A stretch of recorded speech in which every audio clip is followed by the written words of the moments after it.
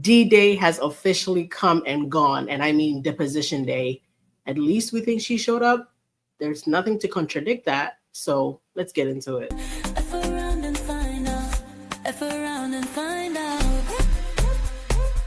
Hello, beautiful people, and welcome back to another episode of F Around and Find Out. I'm your host, Elsie, and I want to thank you for being here. I appreciate your time. Confess something to you. I am a person who doesn't beg, generally in life. Like, I don't beg for things. I will not. If I ask for something once and you tell me no, that's it. I won't bring it up again, right? I don't beg to enter rooms I'm not wanted in. Like, I don't force myself into spaces I'm not wanted. I can read the room very well. Like, we talked about this before. But guys, I have to tell you, as God is my witness, as I live and breathe, deposition day would have been the day I would have gotten on my knees and begged somebody for the location, for a ticket to enter the room. Hell, I would have been okay with, having the room next to it and a glass to hold against the wall and just have my ear attached. I would have begged. I would have done anything to be in that room during depositions. And like I said, I'm somebody who doesn't beg. I refuse to beg for things, but I feel like I would have broken my rule. Because can you imagine? Like, what did she wear? Did she cry? Did she yell? Did she get upset at some point? We'll never know. And if there was any chance of the wayfarer parties leaking anything to us, that's gone out the window. Because we know for a fact, as soon as they do something like that, Judge Lyman is going to jump on them. So we have no chance. The only chance we get of hearing anything is if Blake's team decides to, boast about something they feel good about. Because as you guys know, the depositions are not going to show up on the docket like the motions and the subpoenas and other things does. That's like kept tight to the vest. Like the wayfarer parties, nor the lively parties have any obligation to put that on a docket. As you guys already know, anything that's said in the deposition, that's pretty much pretend as though you were already on trial in court under oath. Everything you say can and will be used against you during trial, because not only is somebody there actually typing what you're saying word for word, there's a camera trained on you. So if I'm Blake, it's just like this. Everything I'm saying, there's a camera pointing towards me, recording everything I'm saying. So, I don't know if there is a chance there's a footage that leaks. I don't know. I feel like that'll be so extreme. There's always a chance. In a trial, we could see a lot of those clips from the deposition. I was hoping we could see some earlier, but like I said, with the way everything has been going lately with the wayfarer parties and the judge, I don't think they're going to try him at all. Our only hope now is that the lively parties feel emboldened enough to drop some crumbs for us to pick up. But one update we do have, which I am very happy it happened, is that TMZ reported early on that Justin Baldoni showed up to the deposition and was in the room while Blake was being deposed. And I want to clear something up very quickly. There are a lot of people on the internet, Team Blake especially, who are already starting this narrative that he showed up to, intimidate her. He showed up to harass her.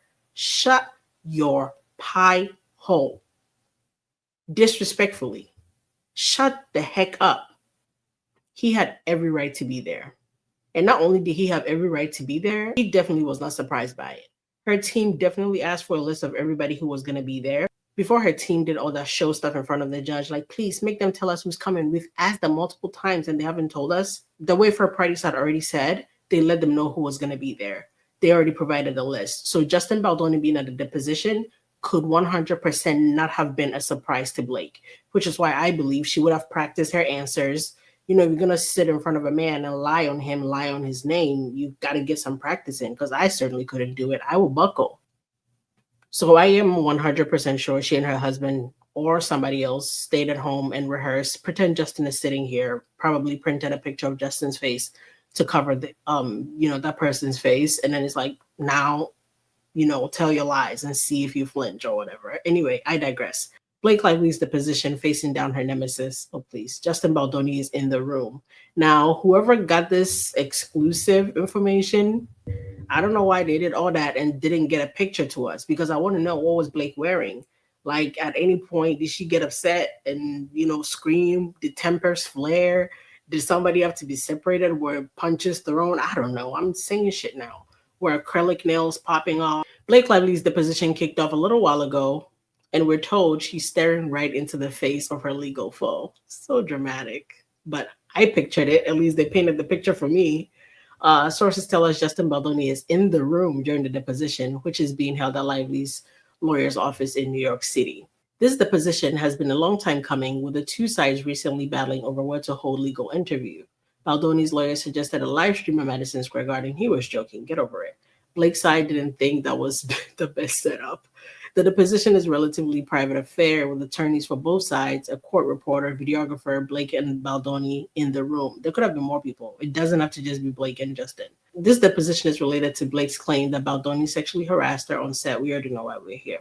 Now, I found this super funny because TMZ included all of Blake's past faces, especially her noses and her dental work for us. I don't know to compare after she comes out of the deposition if her nose grew like Pinocchio. But if we take a look here, Blake Lively through the years, I don't need to launch the gallery. We could just see nose 1, nose 2, and nose 3 are not the same, which I find very interesting considering Blake Lively asked Justin Baldoni to go get a rhinoplasty.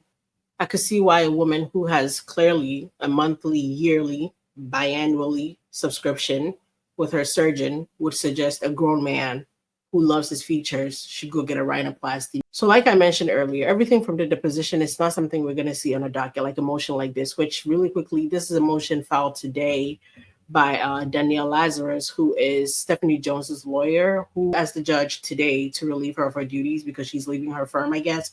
So Stephanie Jones's lawyer has gone bye-bye. That's not my business, but just to update you guys. The docket has been quiet, fairly, considering today was the deposition day and nobody had time to file anything, I guess. There could definitely be references to the deposition moving forward, but it won't be, again, like we're not going to see the transcript. Like, I mean, that would be amazing. Like, hey, can you imagine 7 hours of, amazing.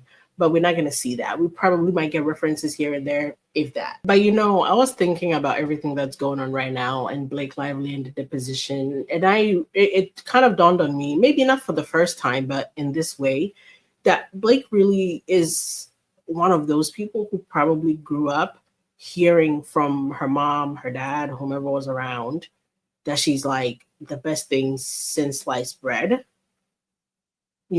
She's prettier than everybody. She is smarter than everybody. Not true.